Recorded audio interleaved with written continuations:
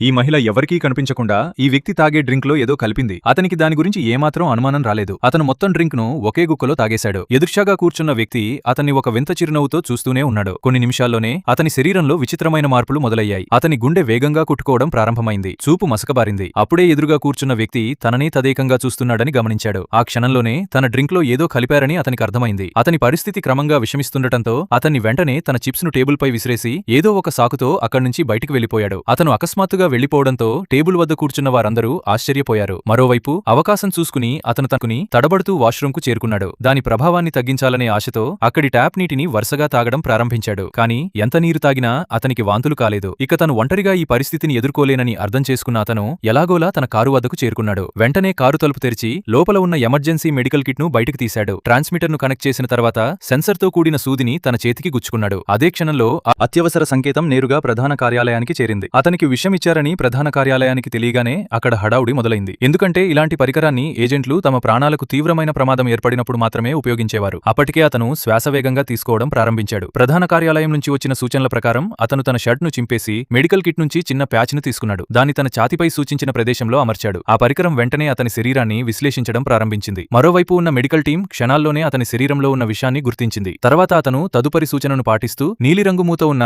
Antidote injection ను తన మెడలోకి వేసుకున్నాడు. అయితే యాంటీడాట్ పనిచేయడానికి కొంత సమయం పట్టనుంది. అంటే అప్పటి వరకు ఎట్టి పరిస్థితుల్లోనూ అతని గుండె కొట్టుకోవడం ఆగకూడదు. అప్పుడే మరో సమస్య ఎదురైంది. అతను పేస్ మేకర్ యాక్టివేషన్ బటన్ ను పలుమార్లు నొక్కాడు. కానీ అది పనిచేయలేదు. ప్రధాన కార్యాలయంలోని సిబ్బంది పదే పదే బటన్ ను మళ్లీ నొక్కమని చెప్తూనే ఉన్నారు. అప్పుడే అతను అసలు సమస్యను గుర్తించాడు. పవర్ పూర్తిగా అయిపోయింది. అతను పవర్ ను మళ్లీ కనెక్ట్ చేసేలోపే అతని శక్తి పూర్తిగా క్షీణించింది. చివరకు అతను కారులోనే స్పృహ కోల్పోయి పడిపోయాడు.